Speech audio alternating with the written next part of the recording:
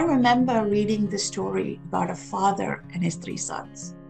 The father wanted to make sure his sons learned a very valuable lesson as they started becoming teenagers. You know, young boys, teenage years, competitive nature, hormonal behavior, all of that is real.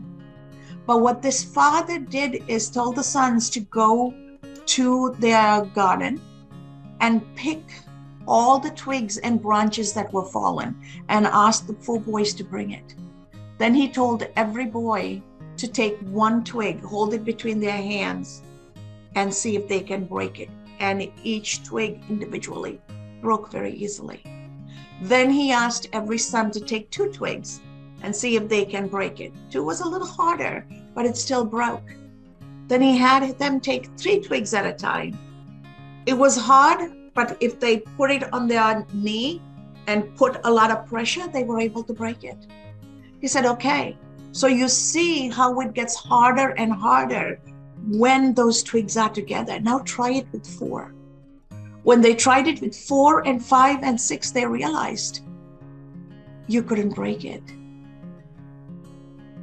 And no matter how hard they tried, they couldn't break it at all. And the father looked at them and said, this is a lesson I want you to remember. If each of you go off without the support of one another, you are going to be easily broken and destroyed by the world around you. But if you can take perspective and figure out a way to collaborate and come together, and the 4 of you showed up together, your goals, your mission, your destiny will become unbreakable. And if you can take that behavior and spread it to your friends, and you showed up as a community of empowered men who are capable of taking perspective and adjusting to compromise and unitedly show up for a cause, for a shared destiny, there is no way you are going to be broken, you are going to be losing out. Victory will be yours, triumph will be yours. And I want you to remember this lesson as you grow up and become men.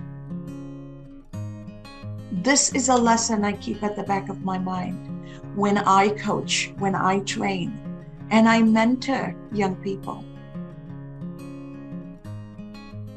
Unity is not about agreeing.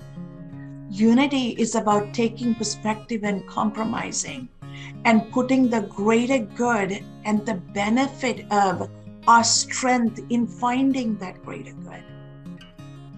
What if we just were able to do that in our families, in our communities, and in our global society?